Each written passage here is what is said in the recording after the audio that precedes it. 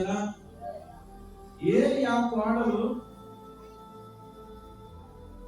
మామ చనిపోయాడని, తన పెనిమిడి చనిపోయాడని, తన మధ్య చనిపోయాడని ఆమె కనుగొద్దులై ఉంది.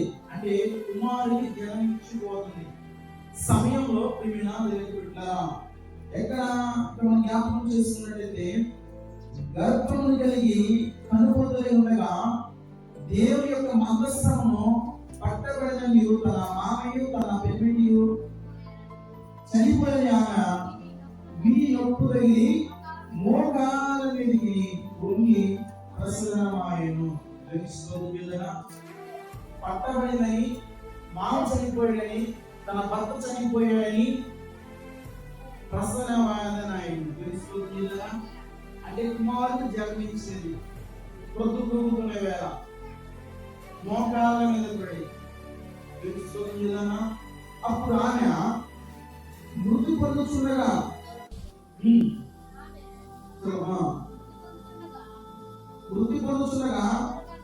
దగ్గరగా నిల్చున్న స్త్రీలు ఆమెతో భయపడవద్దు, నీవు కుమారుడివి. కానీ ఆమె ప్రత్యక్షం ఏమీ యువతి లక్ష్య పెట్టలేదు. చూడండి, ఒక మంచి యొక్క గుణం ఏంటిదంటే మామ చనిపోయినా కూడా, పెనిమిడి చనిపోయినా కూడా, తన మధ్య చనిపోయినా కూడా ఏమి స్పందన లేదా తెలుసుకోవద్దు కదా. ప్రత్యక్షం ఏమి లక్ష్య పెట్టలేదట. కానీ ఎప్పుడైతే దేవుని మందసం పట్టబడిందని సంగతి, తన మామయ్య పెనిమిడి చనిపోయిన సంగతి తెలుసుకొని ప్రభావం ఇశ్రాయేలు నుండి పోయిందని చెప్పి తన బిడ్డకును ఇకాబోను పేరు పెట్టెను. దేవుని మందసమును పట్టబడి పోయినందున ప్రభావము ఇశ్రాయేలు నుండి చెరబట్టిపోయి ఆమె చెప్పాను. ఈమె మనం జ్ఞాపకం చేసుకుంటే కాలేదు, తన మామ చనిపోయినా కూడా పక్కన పెట్టేసింది. జీవితకాలం యొక్క భర్త స్వామి జీవితకాలం కూడా నమ్మి వచ్చినటువంటి భర్త చనిపోయినా కూడా పక్కన పెట్టింది. తన మధ్య చనిపోయినా కూడా ఎటువంటి స్పందన లేదు. కుమారుడికి జన్మించినది. ఇచ్చిన తర్వాత పక్కనటువంటి స్త్రీలు మంత్రసాలు లేపుతున్నా కూడా ఆమె స్పర్శ లేదు.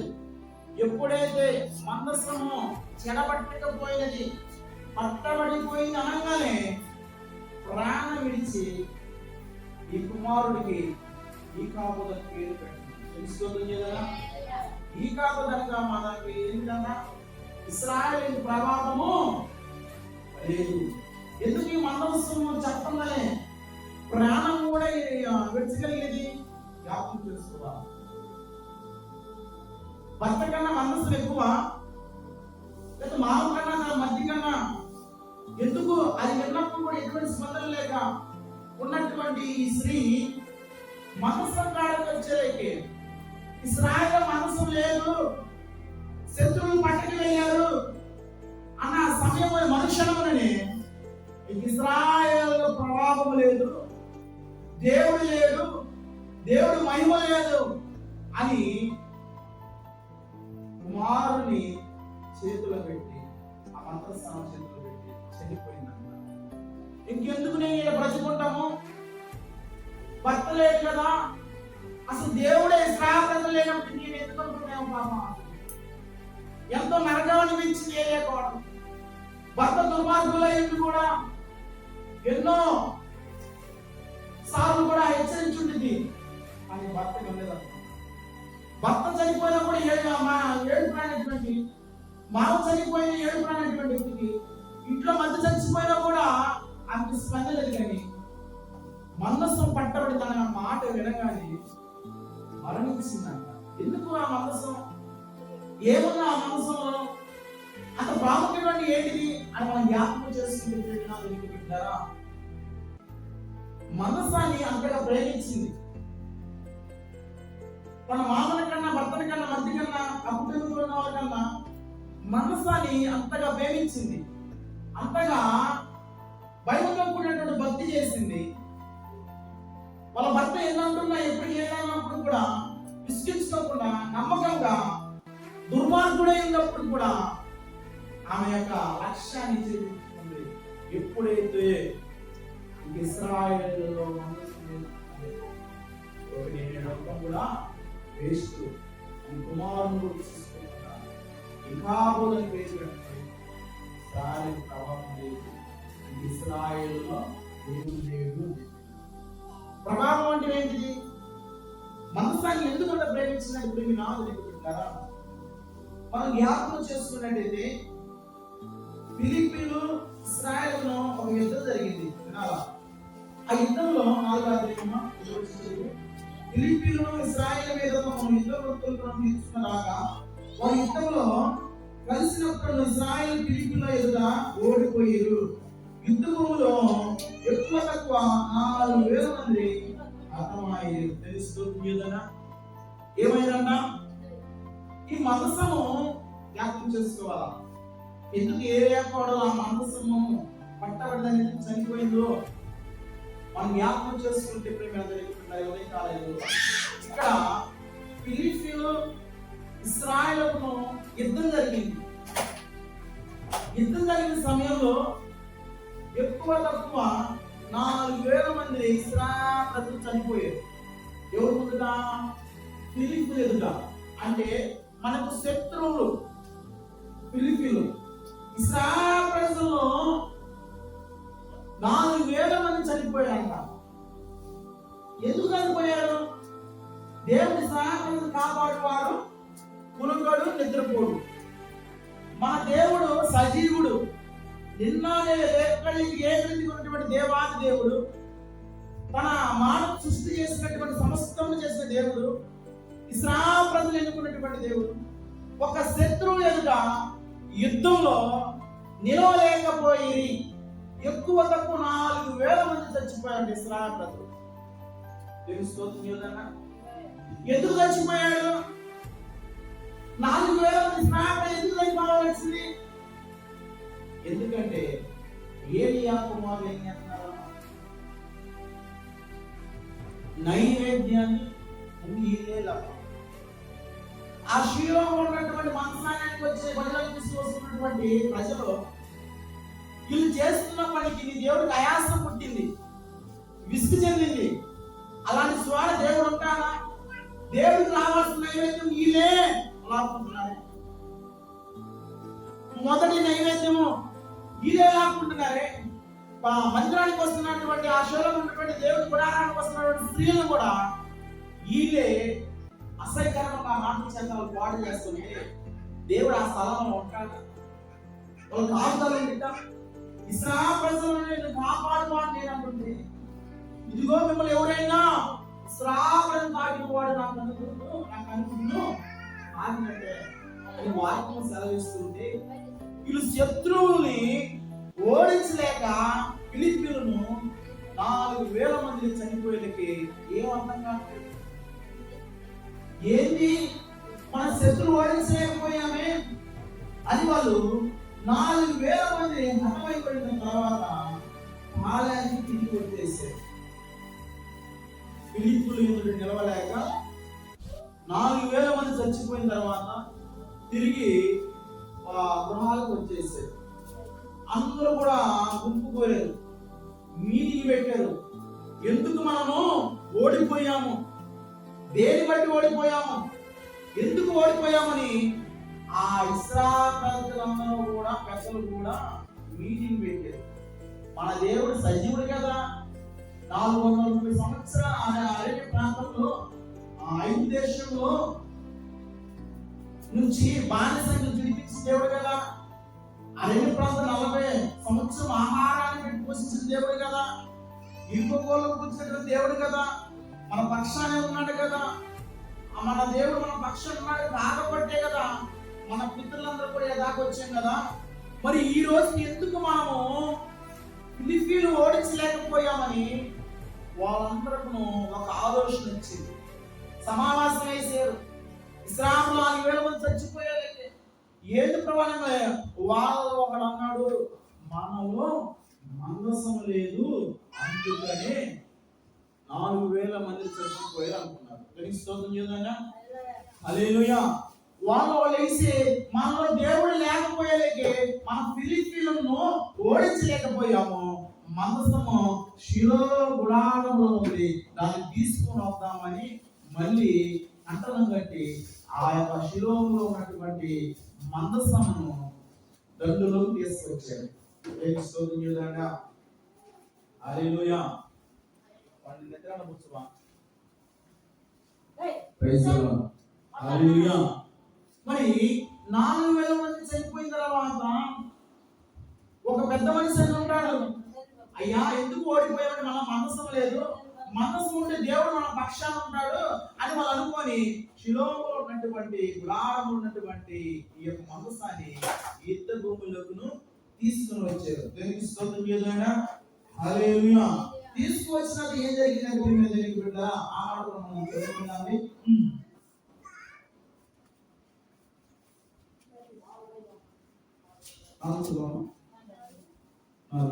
కాబట్టి జనులు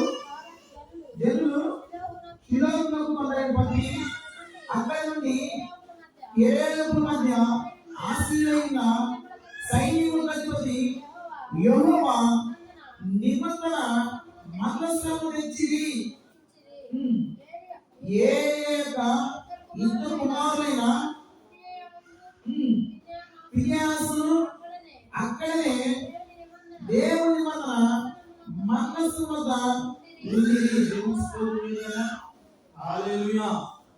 చూడండి, 4,000 మంది చనిపోయేలాగే శత్రువులుగా ఇదిగో శిలోలో ఉన్నటువంటి మందసం తీసుకువద్దామని కొందరు తీసుకొచ్చారు. ఆ తీసుకొచ్చే సమయంలో ఇద్దరు కొడుకులు కూడా పక్కనే ఉన్నారంట. హల్లెలూయా. వాక్యం ఏం చెబుతుంది? నేను పరిశుద్ధుడిని, మీరు కూడా పరిశుద్ధులై ఉండండి అని చెబుతుంది. మరి ఫినెహాసు అనే ఇద్దరు కుమారులు కూడా మనసాన్ని పట్టుకున్న హక్కు ఉందా? అసలు దేవుని సన్నిధికి వెళ్ళి హక్కు ఉందా? ఎందుకంటే వాళ్ళు నీతివంతులు కాదు, యథార్థవంతులు కాదు, పాపంతో చేస్తున్నటువంటి దుర్మార్గులు అయ్యారు. దేవుని దృష్టికి నీచంగా మిక్కిలి దుర్మార్గులైనటువంటి వీళ్ళు ఏమి ఎరగనట్టు వాళ్ళుగా మందసాన్ని కూడా పట్టుకొని పక్కనే ఉండాలంట. మొత్తానికి తీసుకువచ్చారు. ఈ మందసాన్ని తీసుకొచ్చిన తర్వాత ఈ శ్రావణాలు ఏమనుకుంటారంటే మనలో ఇక దేవుడు ఉన్నాడు, మనకి ఇక తిరుగులేదు, ఇంక ఇస్రాయేలు ప్రజల మీద ఏ శత్రువుడు వారడు, మన 4,000 చచ్చిపోయింది దాకా మనం వాళ్ళ మీద దేవుడు విజయాన్నిస్తానని వీళ్ళు మందసం చేసుకొచ్చిన సమయంలో మళ్ళీ ఇస్రాయేలు ప్రజల మీద యుద్ధానికి వెళ్ళినంత సమయంలో వీళ్ళు ఎలా ఆలోచిస్తున్నారంటే చదువుమా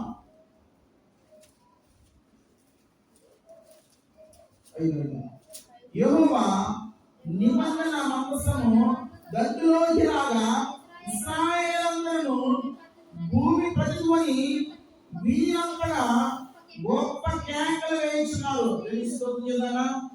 అంతకుముందు యుద్ధానికి వెళ్ళినప్పుడు 4,000 మంది చచ్చిపోయారు. ఇంటికి వచ్చారు. ఆ మీటింగ్ పెట్టుకున్న తర్వాత మనలో ఒకడు అన్నాడు, అయ్యా మనలో మందసం లేకపోవడం వల్ల అందుకే మనం ఓడిపోయామని చెప్పి ఈ మందసాన్ని యుద్ధ భూమిలోకి తెచ్చారు.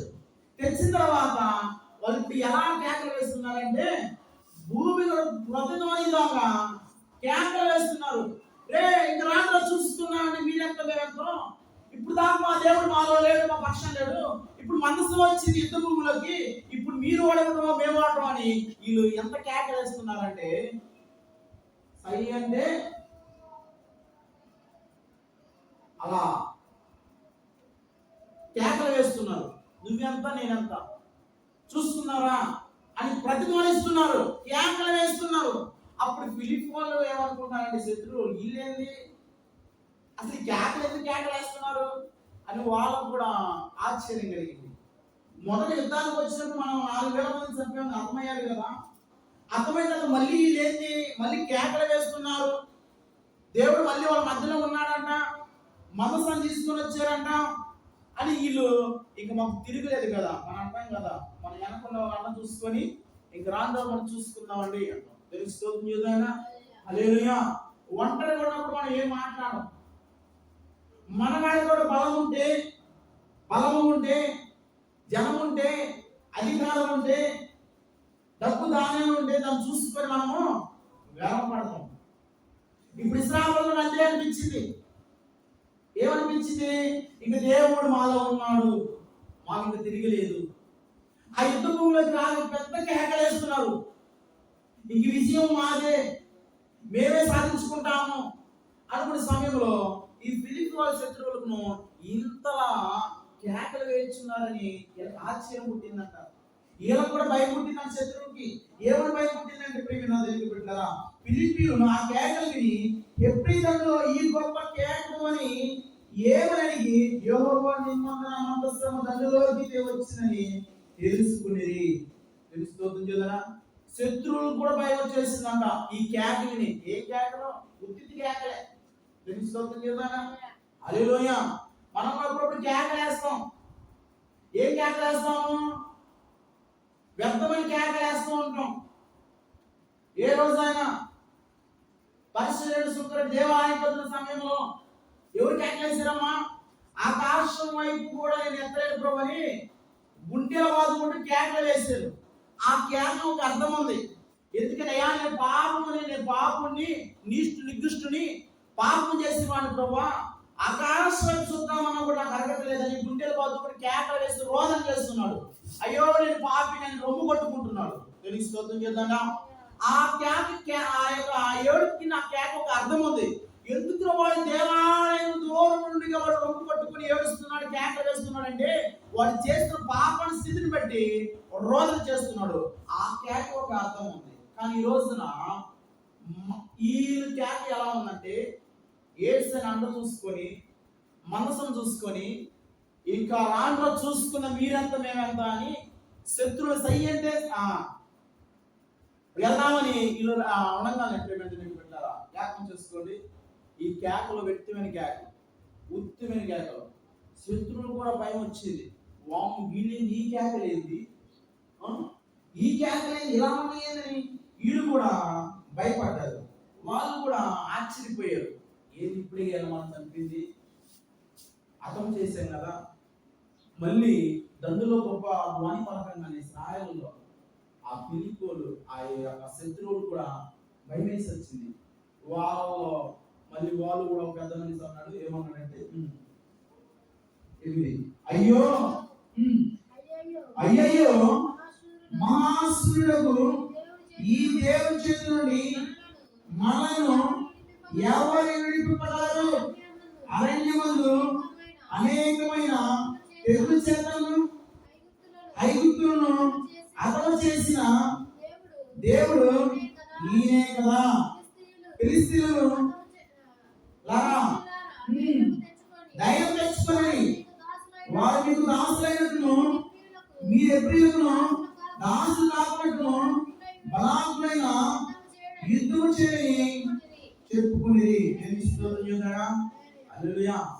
ఇశ్రాయేలు ప్రజలు ఈ ధ్వని చేశారని ఫిలిప్పీ వాళ్ళకు కూడా భయం వస్తే వాళ్ళు ఒకడు అంటున్నాడు, అయ్యో ఏమని, అయ్యయ్యో మహాసూర్యుడైన ఈ దేవుని చేతిలో మనము ఎవరు రక్షించగలము? వాళ్ళు కూడా తెలిసింది మన దేవుడి యొక్క శక్తి ఏంటిదో, బలం ఏంటిదో. ఏంటిది? ఐగుప్తు దేశంలో ఇశ్రాయేలు ప్రజలు 430 ఏళ్ళు మగ్గిపోయిన శ్రమ నుంచి దేవుడు ఇప్పించాడు కదా. వాళ్ళు కనాను దేశానికి పోయి ఎన్నో శ్రమలు ఎదుర్కొని 40 ఏళ్ళు కూడా దేవుడు ఆహారం పోషించాడు కదా. అలాంటి దేవుడిలో మనం ఏ పాటి మన వీళ్ళు కూడా భయం వచ్చేసింది. అటువంటి సమయంలో వాళ్ళు ఏమంటున్నారంటే, శత్రువులు కూడా లేదు లేదు లేదు మీరు జడియొద్దు, భయపడవద్దు, ఈ రోజున ఇశ్రాయేలు ప్రజలు మనకు దాసులు అవుతారు. ఎందుకంటే ఇప్పుడు మీ నాదరికి వాళ్ళు నిజంగా దేవుడు ఉన్నట్టయితే, ఇశ్రాయేలు ప్రజలు నిజంగా దేవుడు ఉన్నట్టయితే మొదటగా మనం యుద్ధానికి వెళ్తే 4000 మంది చచ్చిపోయారు కాదు, మనమే చచ్చిపోయాము. కాబట్టి నేను చెప్పేది ఏమనగా, ఇశ్రాయేలు దేవుడు లేడు, వాళ్ళు ఉన్నట్టు మొదట మనం యుద్ధాన్ని చేసినప్పుడు 4000 మంది చచ్చిపోయారు కాదు, దేవుడు వాళ్ళ ఎడబాయిసను, వాళ్ళ ప్రభావం లేదు. అందుకని నేను చెప్పేది ఏంటంటే, ఈ వ్యక్తి ఫిలిప్పీ వాడు అంటున్నాడు, లేదు లేదు మనమే గెలుస్తాం అని వాళ్ళు కేక వేసారు. దేన్ని చూసుకొని? మందసాన్ని చూసుకొని కేకలేస్తాం. మనం గడపప్పుడు కేకలేస్తాం దేన్ని చూసుకొని? వెనకున్నటువంటి తల్లిదండ్రుల బట్టి కావచ్చు, అధికారం బట్టి కావచ్చు, ధనం కావచ్చు, పేరు ప్రఖ్యాతుల బట్టి కావచ్చు, మనం ఏం చేస్తాము? కేకలు వేస్తూ ఉంటాం. ధనిస్తోంది చూడనా? ఇశ్రాయేలు కూడా అటువంటి కేకలే.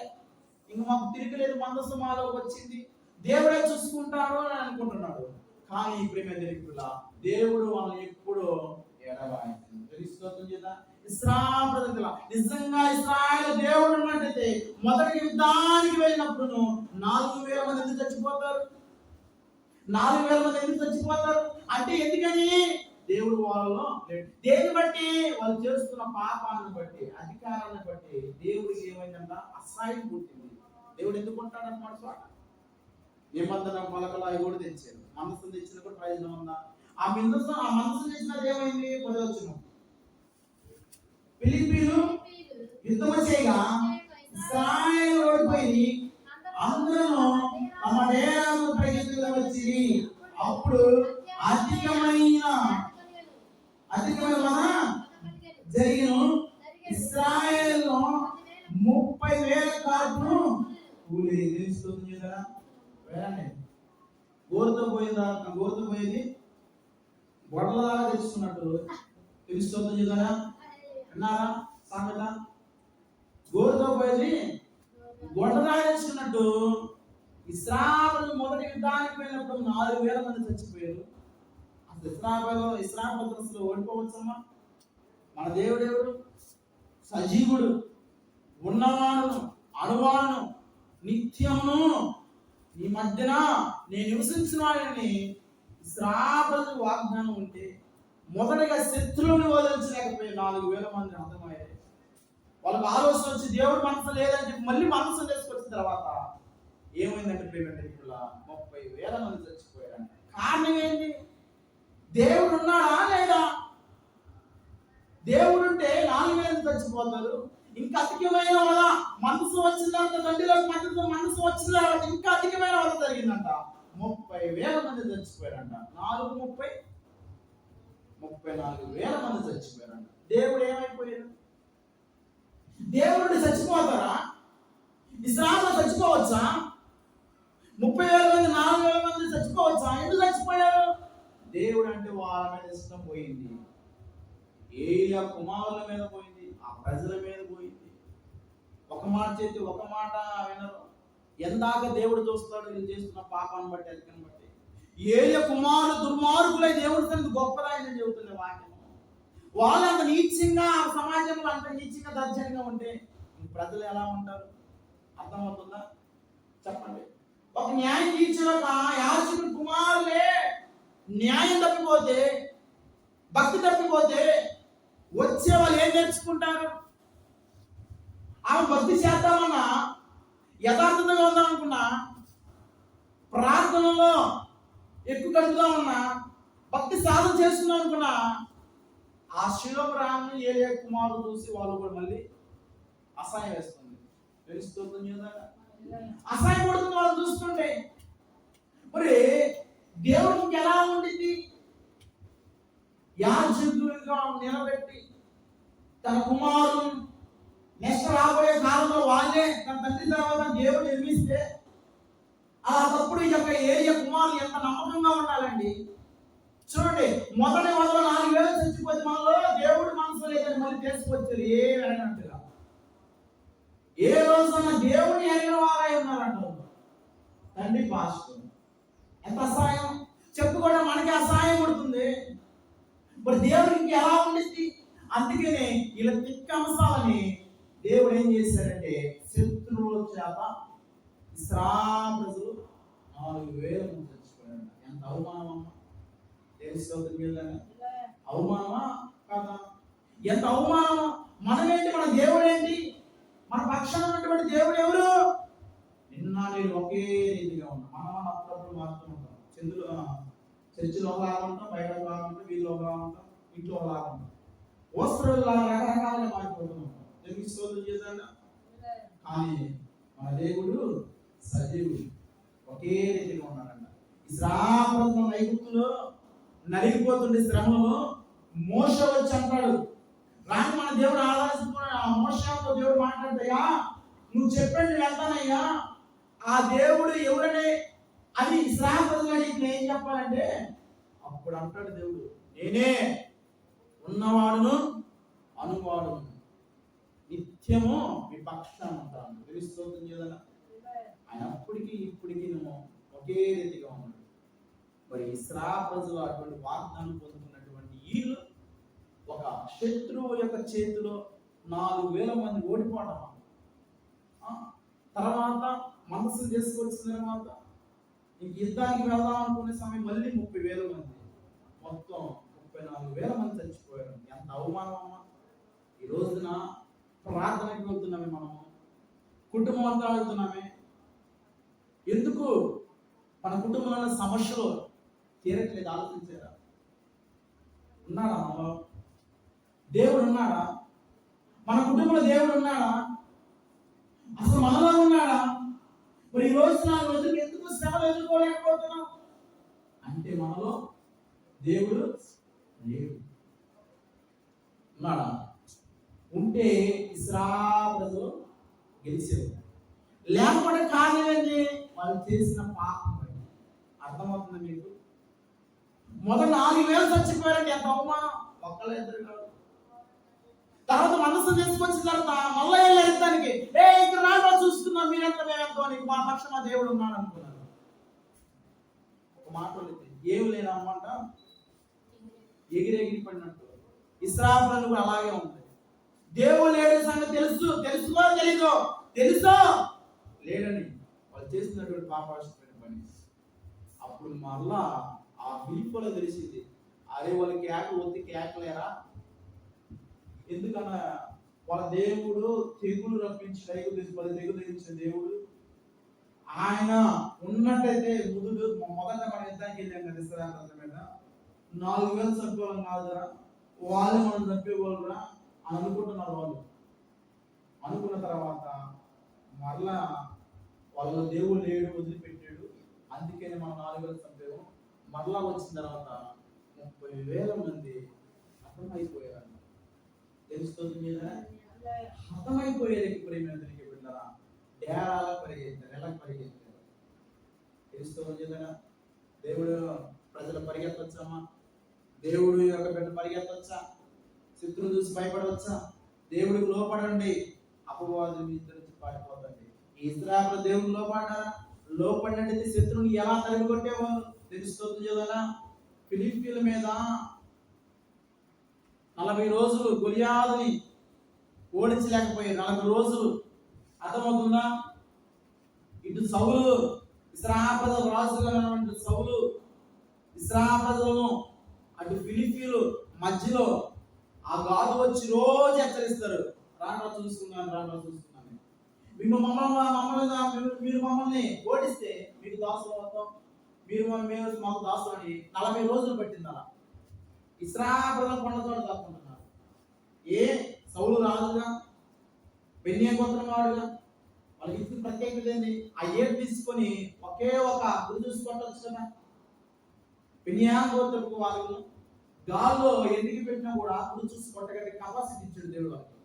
ఈ 40 రోజులు ఏదో ఒక రోజైనా సౌలు చేయొచ్చు కానీ ఈ పని రానా చూసుకున్నాం, ఆ దేవుడు మా పక్షాన ఉన్నాడు అని చెప్పి వెళ్ళొచ్చా? అతని యొక్క హైట్ చూసి, బలాన్ని చూసి, కవచాలు చూసి 40 రోజులంట కొండల చాటు దాక్కున్నారంట. ఎంత అసహ్యకరం అన్నమాట. తెలుస్తుంది కదండి. హల్లెలూయా. అప్పుడే తన అన్నలో యుద్ధానికి వచ్చారని తన తండ్రి అయినటువంటి దావీదు పంపిస్తే అప్పుడు ఆ అంటున్నటువంటి మాటలు, ఆ గాదు వాడినటువంటి గొలియాదు అంటున్నటువంటి మాటలు దావీదుకి వినగానే అసహ్యకరం పుట్టింది అంట. ఈ సున్నతి లేని వాడు ఏ పాటి వాడు, యుద్ధము యెహోవాదని ఒక్కడే. అప్పుడు 16-18 సంవత్సరాలు ఉంటాయి అంట. వాడు దావీదు పోయి గొలియాదుని ఎదిరించాడు. తెలుస్తుంది ఏదైనా 40 రోజులు ఏం చేశారు ఇశ్రాయేలు ప్రజలు? అతను అంటున్న చూసి భయపడ్డారు. అపవాదు చూసి భయపడి ఇంకా భయపెట్టిస్తాడు అన్నమాట. ఇంకా భయపెట్టిస్తాడు. ఇంత చిన్న సమస్య పెద్దంత కొండగా చూపిస్తాడు. ఆ తప్పు మనం ప్రార్థన చేయాలి. ప్రార్థన చేస్తే వాక్యం సెలవిస్తే మీరు దేవుడికి లోపడండి, అపవాది నుంచి మీరు అపవాది మీ నుంచి పారిపోతాడు. మరి దేవుడు లోపడుతున్నామా? శ్రాపద దగ్గర ఓడిపోవడానికి కారణం ఏంటంటే దేవుడి మాటకు లోపడాలి. దేవుడి మాట లోపడకపోతే దేవుడు ఉంటాడా? తెలుస్తుంది కదా. ఇదాక కేకలు వేసారు, ప్రయోజనం ఏముంది? ఎన్ని కేకలు వేసిన దేవుడు లేకపోతే ఎన్ని కేకలు వేసిన ప్రయోజనం ఉంది? తెలుస్తుంది కదా. తర్వాత 30,000 మంది హతులైపోయారు. ఇంకా శ్రాప తట్టుకోలేక శత్రువుని కదా లగెత్తుకుంటా నేరాలకు వచ్చేసారంట, గృహాలకు వచ్చేసారంట. పంపించుకున్నామా? అక్కడ వస్తున్న ఏలియా ఈ మనసు విషయమై గుండె అనుష్ఠుతో అక్కడ వచ్చినప్పుడు ఏలి మనసము విషయమై త్రోపకము బల్లపేట మీద కూర్చుండి ఎదురు చూస్తుండగా ఈ మనుషులను పట్టణంలోనికి పట్టణస్థులను కేకలు వేసి తెలుస్తుంది. ఇంకా శత్రువులు ఎదుట మనం నిలవలేకపోయామని 30,000 మంది చనిపోయారని కేకలు కొట్టింది. భయం వచ్చేసింది వాళ్ళకి. ఇంకా శత్రువులను మనం ఓడించలేకపోతున్నామని గృహాలకు వస్తున్నారు, దేవాలకు వస్తున్నారు. ఏలియా ఈ కేక ఏంటిదని వింటున్నారు. ఈ అల్లరి ఏంటిది అని వింటున్న సమయంలో ఏలియా కేకని గల్లం చేయమని అడుగుతూ ఆ మనసు త్వరగా వచ్చి ఏలియాతో సంగతి తెలియ చెప్పిను. ఏలియా 90 ఏళ్ళు వాడై ఉండిను, అతనికి దృష్టి మందగించును, అతని కళ్ళను కానరాగును. ఆ మనుషుడు యుద్ధంలో వచ్చి నేనే యుద్ధంలో పరిగెత్తి వచ్చి ఏది అనగా అతడు ఆయన అక్కడ ఏం జరిగింది అని చెప్పాను. తెలుసుకోవచ్చు కదా. ఆ అల్లరేంటి ఏం జరిగిందంటే ఏది అంటున్నాడు. ఆ వ్యక్తి నీ కొడుకులిద్దరు తెలుసుకోవచ్చు కదా. మనసము పట్టబడింది. ప్రజల ఆ శత్రువులు ఏదైతే నిలలేకపోయారు అనగానే 30,000 మంది చచ్చిపోయారు అనగానే ఇతను కూడా అక్కడే చనిపోయాడంట. తెలుసుకోవచ్చు కదా. హల్లెలూయా, చనిపోయాడంట. ప్రేమ జరిగే బిడ్డలారా, ఈ మనసము ఇంకా శత్రువును తీసుకుని పోయారు. అర్థమవుతుందా? ఎప్పుడైతే ఇక్కడ ఒక మాట చదువుకున్నాను, పరిశుద్ధమా, దేవుడి మనసము మాట అక్కడ పాల్గొని ఏలియా ద్వారం దగ్గర ఉన్న బలిపీఠం మీద నుండి వెలుగును పడి మెడ విరిగి చనిపోయి ఎలియాగా అతడు వృద్ధుడయ్యి అతడు 40 సంవత్సరాల ఇశ్రాయేలును న్యాయం తీర్చి వచ్చెను. తెలుస్తుంది కదా. ఇతను కూడా ఆ మాట వినగానే బలిపీఠ పక్కన వాడి మెడ విరిగి చనిపోయాడన్న. 90 ఏళ్ళు వాడి 40 సంవత్సరాలన్న ఇశ్రాయేలును న్యాయం తీర్చుకుంటూ వచ్చింది. కానీ ఇంట్లో ఉన్నటువంటి కుమారులను చెప్పలేకపోయాడు. కానీ ఇశ్రాయేలు న్యాయం తీర్చుకుంటూ వచ్చాడంట. ఇతను చనిపోయిన తర్వాత ఇంకెంత చదువుకున్నాం ఇందాక. అప్పుడు పొందుతుంది ఏదే కోడలు ఫినియాస్ భార్య తెలుస్తుంది కదా. కుమారులు కూడా చనిపోయారంట. తర్వాత కోడలు కూడా ఆ మాట విని ఇశ్రాయేలు ప్రజల్లో మనసం లేదు, దేవుడు లేడని ఆమె కూడా మరణించింది. ఇప్పుడు అర్థమైందా? దేనికోసం అనుకున్నారు?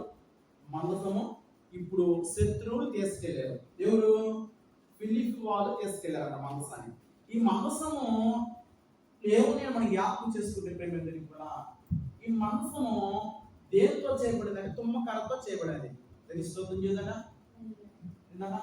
ఈ మందసంలో ఏమిటి అంటే ప్రేమ ఒకటి తెలుసా? మందసం హల్లెలూయా మన్నా తెలుస్తుంది కదా. ఈ మందసంలో 3 వస్తువులు ఉంటాయి.